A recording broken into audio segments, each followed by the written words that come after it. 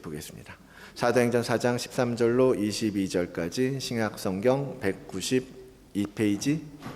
우리 일어나셔서 조금 기니까 저와 여러분이 한 절씩 교독하도록 하겠습니다. 그들이 베드로와 요한이 담대하게 말함을 보고 그들을 본래 학문 없는 범인으로 알았다가 이상히 여기며 또 전에 예수와 함께 있던 줄도 알고 또 병 나은 사람이 그들과 함께 서 있는 것을 보고 비난할 말이 없는지라 명하여 공회에서 나가라 하고 서로 의논하여 이르되 이 사람들을 어떻게 할까? 그들로 말미암아 유명한 표적 나타나는 것이 예루살렘에 사는 모든 사람에게 알려졌으니 우리도 부인할 수 없는지라. 이것이 민간에 더 퍼지지 못하게 그들을 위협하여 이후에는 이 이름으로 아무에게도 말하지 말게 하자 하고 그들을 불러 경고하여 도무지 예수의 이름으로 말하지도 말고 가르치지도 말라 하니 베드로와 요한이 대답하여 이르되 하나님 앞에서 너희의 말을 듣는 것이 하나님의 말씀을 듣는 것보다 옳은가 판단하라. 우리는 보고 들은 것을 말하지 아니할 수 없다 하니 관리들이 백성들 때문에 그들을 어떻게 처벌할지 방법을 찾지 못하고 다시 위협하여 놓아주었으니 이는 모든 사람이 그 된 일을 보고 하나님께 영광을 돌림이라. 이 표적으로 병 나은 사람은 40여세나 되었더라. 아멘. 아멘. 하나님의 말씀입니다. 기도 다시 한번 기도합니다. 하나님, 오늘도 우리에게 사도의 행적을 통하여서 우리가 가야 할 방향을 비춰주시니 감사합니다. 어떻게 이 어려운 세상 속에서 이 어두운 세상 가운데에서 빛을 유지하고 지켜나갈 수 있을지 주님 가르쳐 주시고 우리가 깨닫게 하시고 그것을 살아낼 수 있는 힘과 능력을 더하여 주시옵소서. 우리 마음 가운데 새겨지는 이 말씀이 우리의 삶을 변화시키는 능력으로 되게 일하여 주시옵소서. 함께하는 모든 이들에게 그러한 은혜가 임할 것을 믿사오며 이 모든 말씀 예수 그리스도의 이름으로 기도드리옵나이다. 아멘. 네, 우리 함께 또 인사 나누는 시간 갖겠습니다. 우리 옆에 바라보시면서 샬롬, 우리 옛날에 이렇게 했어요. 샬롬 하고 인사하시기 바랍니다. 하나님의 평강이 함께 하시기를 축복합니다. 축복합니다. 예, 우리 감기 때문에 몇 주 동안 못 나오셨던 우리 집사님, 예, 오랜만에 뵈어서 너무 감사하고요. 날씨가 막 왔다 갔다 해요. 아침 저녁으로 너무 춥기도 하고 낮에는 또 덥기도 하고 바람이 불기도 하고 여러분 건강 잘 유의하시면서 날마다 건강함 속에서 하나님을 찬양하고 예배하는 여러분들 되시기를 주의 이름으로 축원을 드립니다. 오늘 말씀의 제목이 무엇이 중헌디 이렇게 해봤어요. 이게 전라도 사투리예요. 아시죠? 2016년인가 그렇더라고요. 곡성이라는 영화를 혹시 보신 분들 계실 거예요. 곡성이라는 영화가 한참 한국에서 이제 센세이션 했었는데 그 영화 장면 중에 딸이 아빠를 향해서 귀신 들린 듯한 모습으로 무엇이 중헌디 뭐 이러면서 무엇이 그렇게 중하냐고 이러면서 소리치던 혹시 보셨죠? 아무도 안 보신 건 아니겠죠? 네, 그 생각이 났어요. 오늘 말씀을 준비하면서 뭐가 정말 우리에게 중요한 것인가? 과연 우리는 무엇 때문에 살아가고 있는가?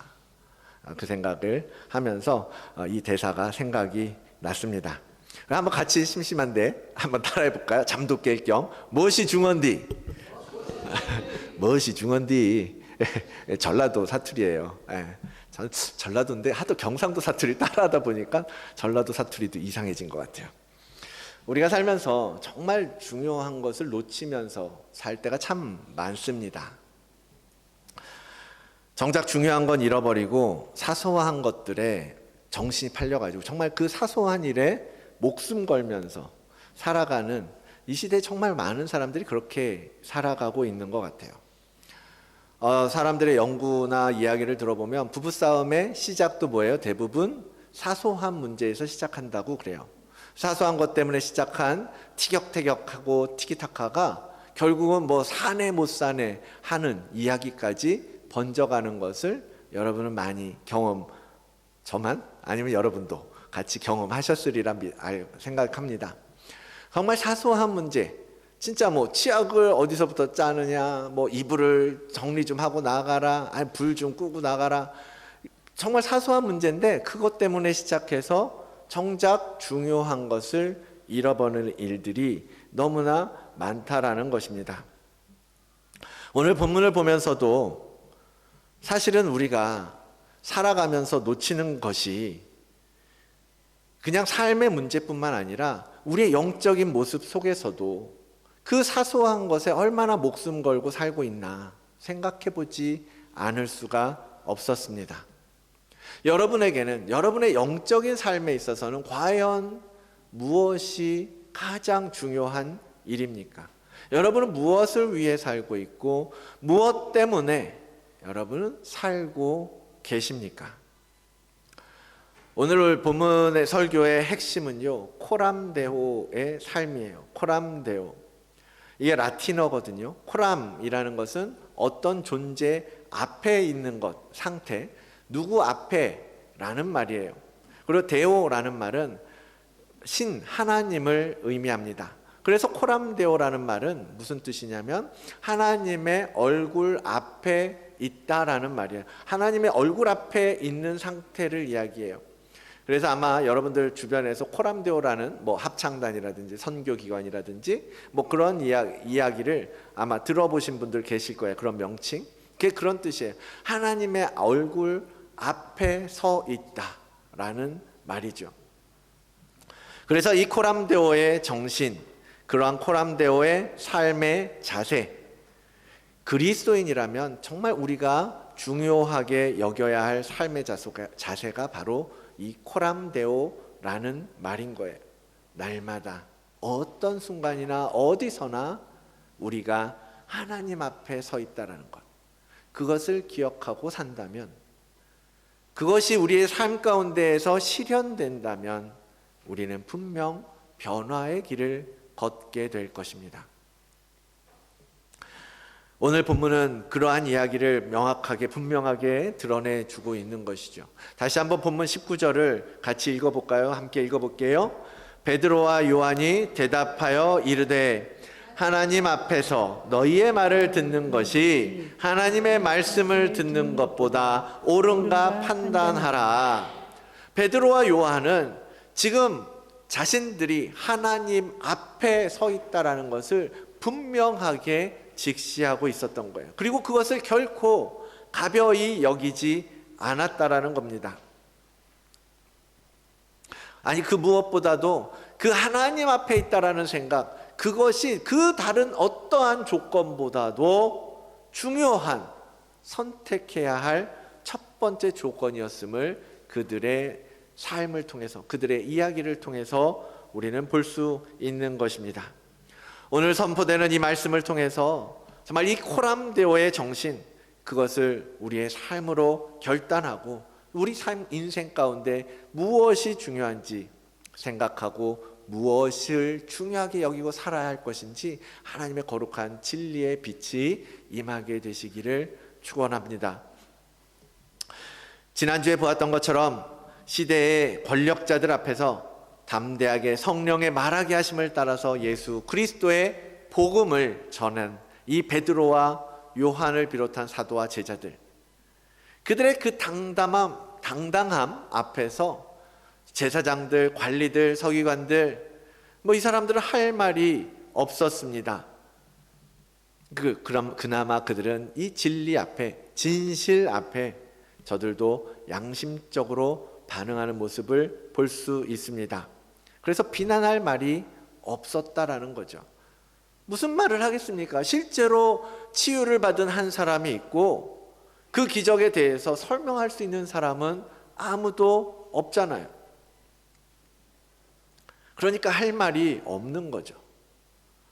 이 사건의 데자뷰 같은 사건이 예수님의 사역 가운데에서도 있었지 않습니까? 요한복음 9장의 사건인데요. 주님께서 길을 가시다가 나면서부터 맹인된 사람을 만납니다. 마치 오늘 제자들이 나면서부터 걷지 못했던 사람을 만난 것처럼 예수님도 나면서부터 눈 뜨지 못한, 보지 못하는 한 사람을 만나서 그를 불쌍히 여기사 그의 눈에 진흙을 이겨서 바르시고 그에게 실로암 연못에 가서 씻으라고 말씀해 주시죠. 그때에 그 맹인된 사람이 실로암 연못에 가서 그 흙을 씻어내니까 눈을 환히 밝히 뜨게 되는 사건이 있었지 않습니까?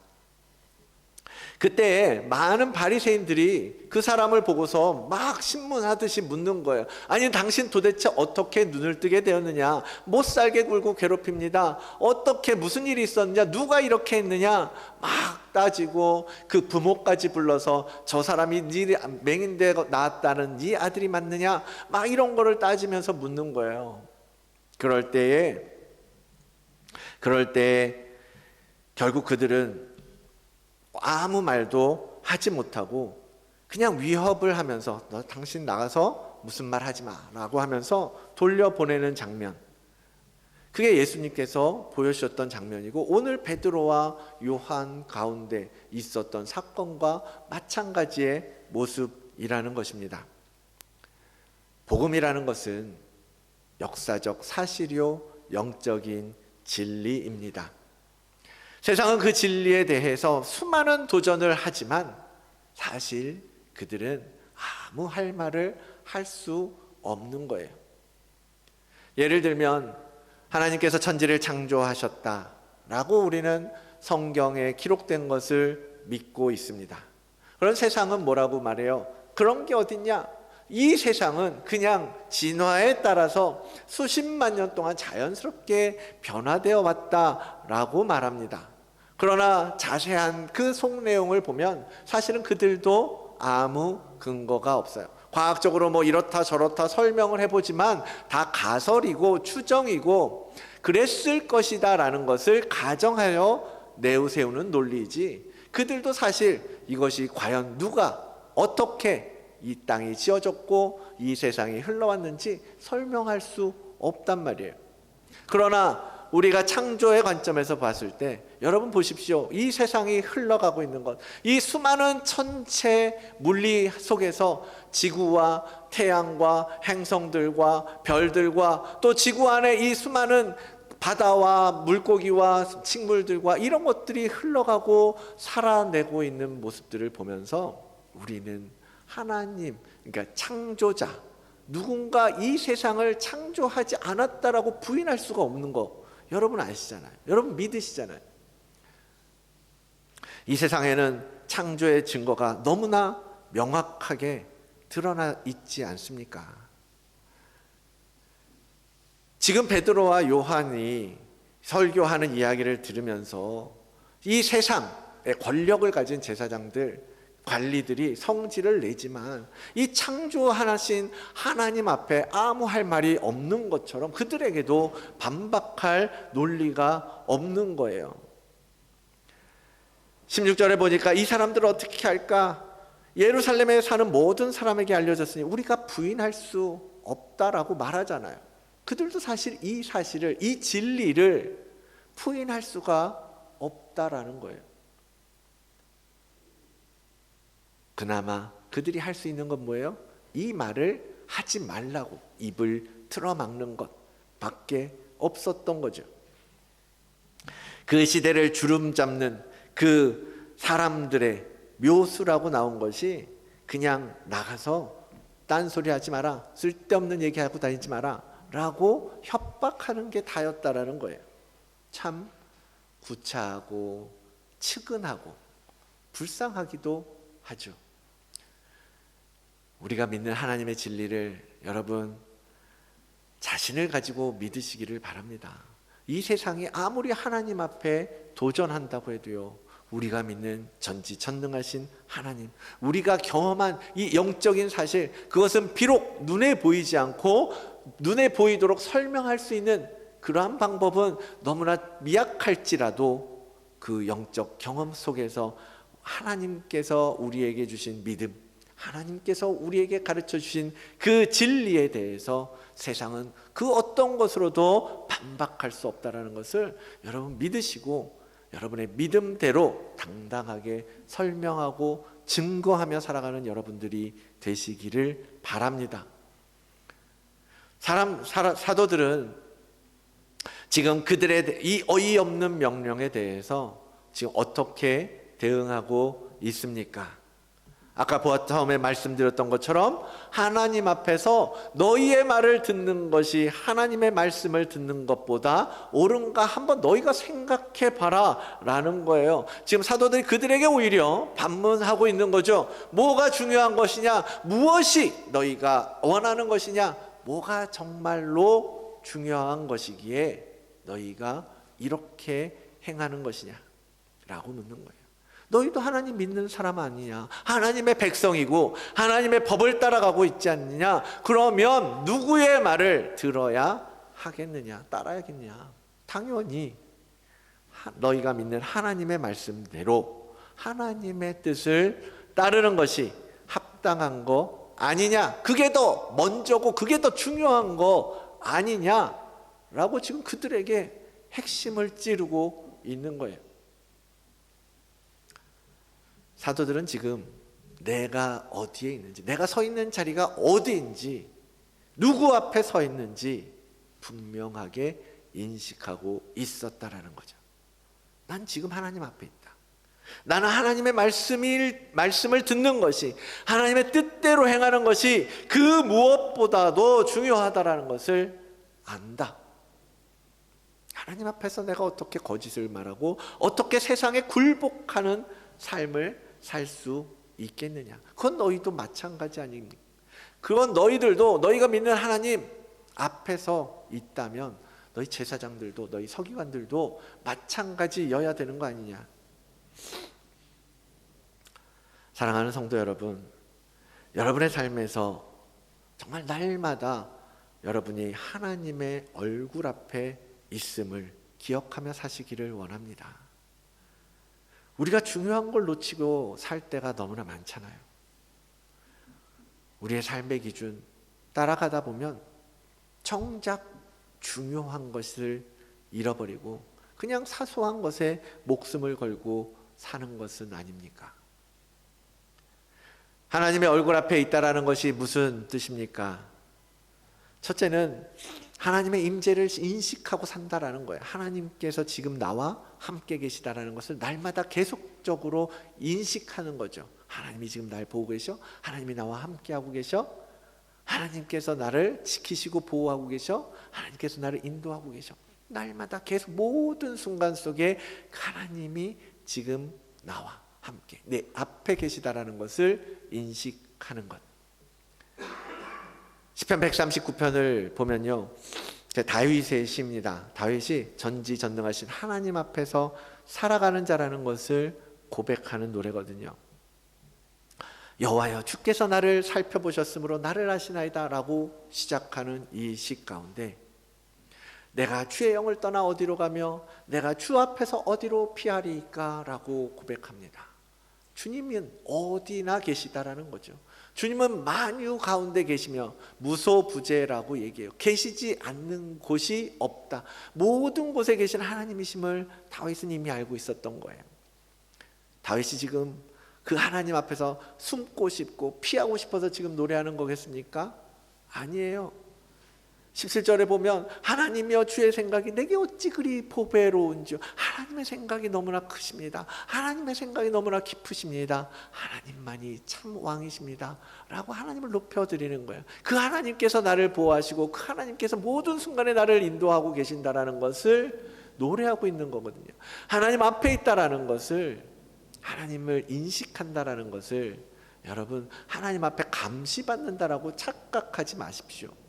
하나님께서 우리가 무슨 잘못이라도 범할까봐 지켜보면서 잘못하면 때려주고 혼내주기 위해서 지켜보고 계시는 게 아니잖아요.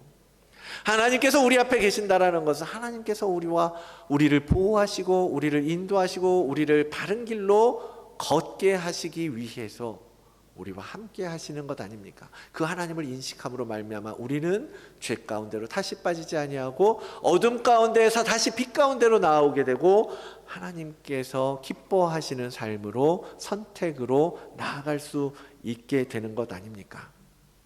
다윗은 그것을 알았던 거예요. 그래서 그 하나님을 찬양하게 되었던 것이고요. 다윗이 살아가는 자세, 하나님과의 동행, 모든 순간을 하나님 앞에 있음을 인식하고 살아가는 것, 그것이 바로 코람데오의 자세인 겁니다. 두 번째로, 그렇게 하나님 앞에 있다면 우리가 과연 어떻게 살아가겠습니까? 하나님께서 기뻐하시는 방법대로 살겠죠. 하나님께서 내게 말씀하신 대로 살려고 그래도 노력하겠죠. 아이들이 부모님과 함께 있을 때는 그래도 부모님 말하는 대로, 부탁하는 대로 부모님이 말씀하시는 대로 잘 따라가잖아요. 그런데 부모님 안 계시면 내 맘대로 하다가 실수도 하고 다치기도 하고 싸우기도 하고 잘못된 것으로 빠지기도 하고, 그러나 부모님 앞에 있을 때는 그래도 괜찮게 살아갈 수 있는 것처럼 우리가 하나님 앞에 있다라는 것을 인식하고 하나님이 우리와 함께 계신다라는 것을 생각한다면 우리의 모든 삶의 선택과 순간들이 하나님의 뜻에 더 가깝게 나아갈 수 있게 되지 않겠습니까? 하나님의 뜻에 순종하면서 살게 된다라는 것이죠. 그러므로 형제들아, 너희 몸을 하나님이 기뻐하시는 거룩한 산 제물로 드리라.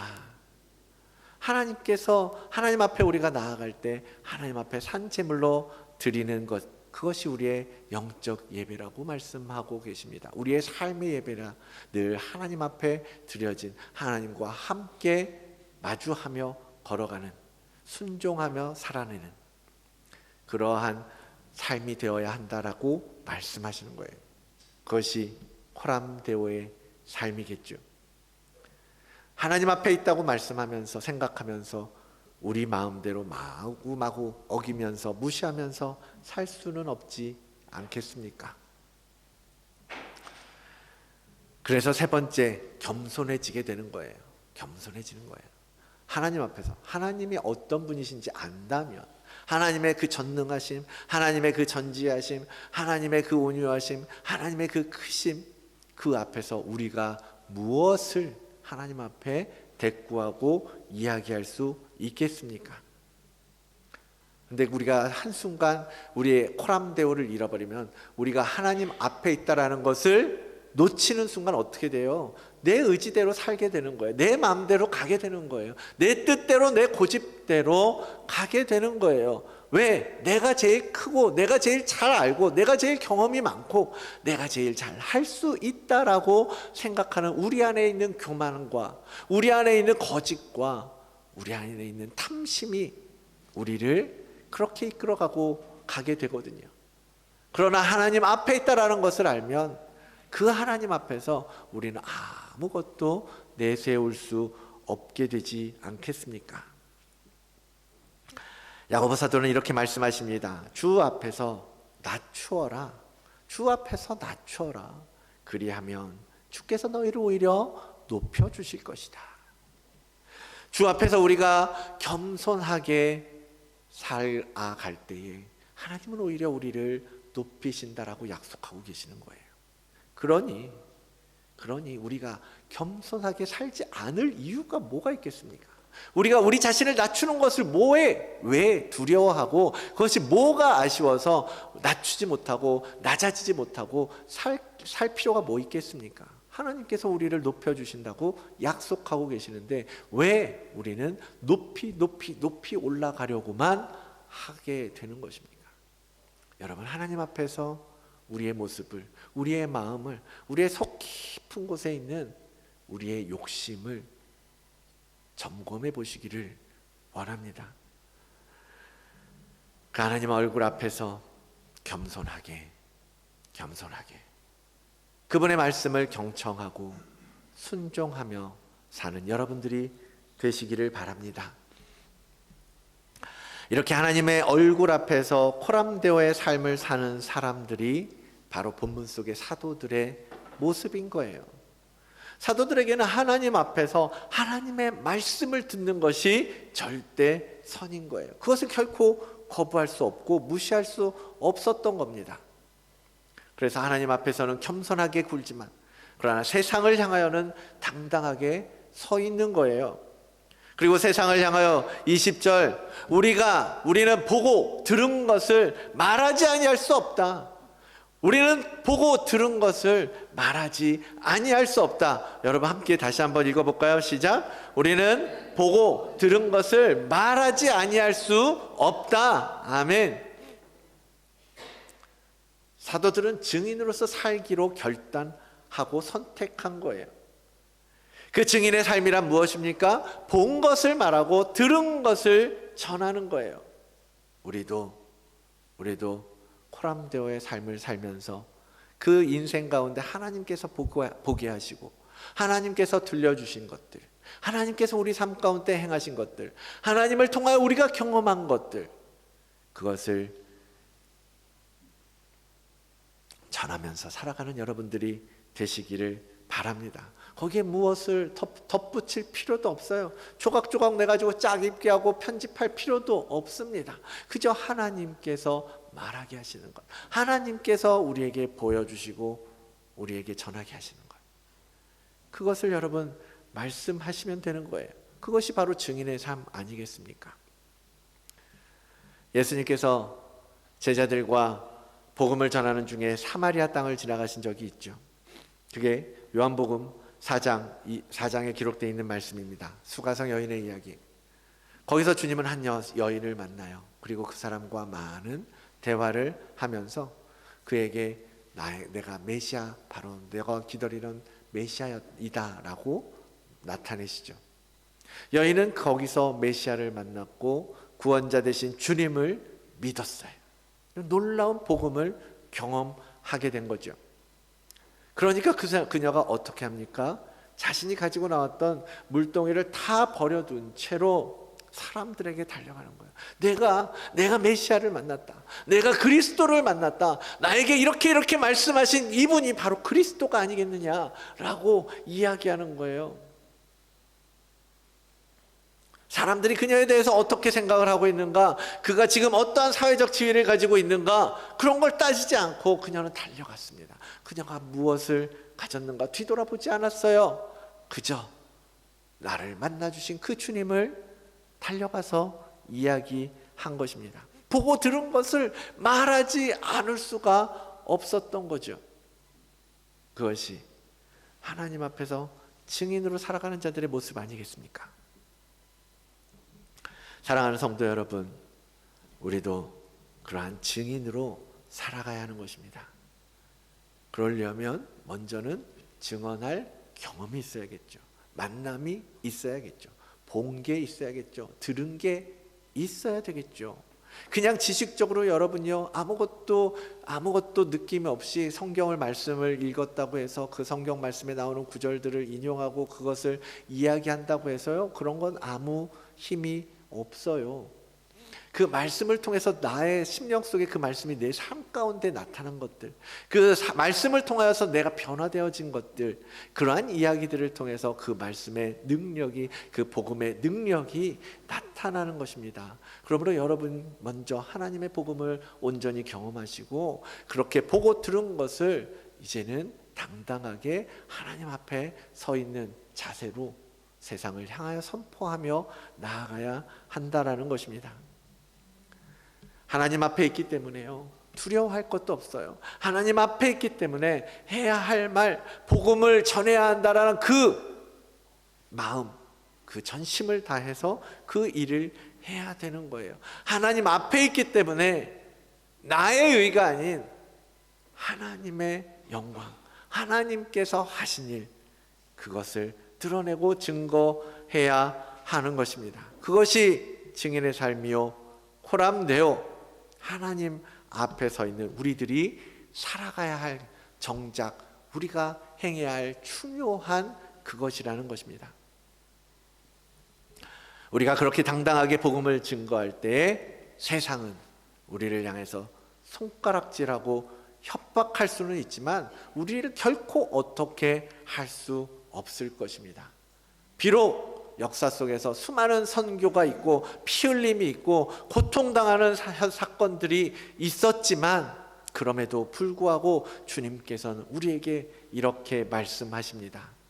그런즉 그들을 두려워하지 말라. 감추인 것이 드러나지 않을 것이 없고 숨은 것이 알려지지 않을 것이 없느니라. 내가 너희에게 어두운 데서 이르는 것을 광명한 데에서 말하며 너희가 귓속말로 듣는 것을 집 위에서 전파하라.